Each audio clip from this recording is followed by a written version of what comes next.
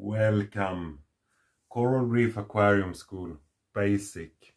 Today is our 16th episode and we will be talking about the Euphyllia and specifically the Euphyllia Parancora. Starting with the introduction. This episode will cover my experience from keeping Euphyllia Parancora and Euphyllia Paradivisa. My experiences, these two are very similar. These are the common green with the purple tip or the ones with the neon or the neon green tip. This coral is categorized as a large polyp stony coral, LPS, and for your reference, the difference between a Euphyllia divisa and a Euphyllia paradivisa is that the paradivisa has a branching skeleton, and this is preferred because it is a lot easier to trim a branching skeleton, so you can remove without having tissue damage. So for the branching Euphyllia, I think there is different opinions. Some say the Euphyllias are difficult, and some other states it's beginner friendly. So there are two different schools concerning this coral. What it does require, according to my experience, is stable and good water conditions. And then it also requires that you handle it with care, and what you should try to do is avoid tissue damage.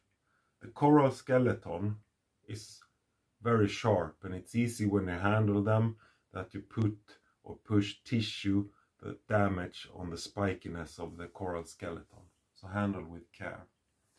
On the light, typically this is recommended to be low to moderate, but I think also sometimes actually high can work, but low to moderate is to recommend and to start with. Then on the flow it's similar, low to moderate. High flow is really bad because it can also create tissue damage for these euphyllias. And then in the competition for space in the reef, the techniques the Euphyllia is using to compete is speed, not as fast as a mushroom coral, but compared to other SPS and LPS corals, it is still very fast growing, the Euphyllia. But then it's also using or complementing with toxicity. It can sting and burn neighbor corals. The placement for the coral is typically on the bottom or the middle of the tank, and the reproduction is one polyp splitting and dividing into two. And as this progresses, we also have calcification on the skeleton. So the polyp grows up and it starts dividing, and eventually you will have a branch in the skeleton. And then you have two polyps. So, signs of stress with this coral. Temporary stress, for instance, like when you handle it, it is okay. But try to avoid tissue damages. But prolonged stress should be counteracted. And the first aid is to, as usual, do multiple water changes to rule out the possibility of unbalanced water. And when you do this, you have to use a calibrated salinity meter, so you don't have introduce additional stress. You don't want to make things worse. And furthermore, stress. Don't mistake the morning retraction or the night retraction of the coral with stress. You see how the coral expands or inflate when the light is on. If it stops inflating with the light on, it could be a sign of stress. So I give an example here on the pictures. Above you see a Euphyllia colony doing well, fully inflated in the light. And on the left, first picture on the left, you see the first sign of stress. It's actually that the polyps have retracted in. They don't extend fully in the light. And then actually on the picture in the middle, you can actually see one of the polyps is actually starting to bail. You have a polyp bailout. This will not be recovered in this case. We have a more example here from another side of this colony, and why this one failed, why we did get some of the coral to die off. It was likely a combination of poor water conditions together with physical tissue damage, and the tissue damage caused a wound in the tissue, and the wound got infected because of the poor water conditions.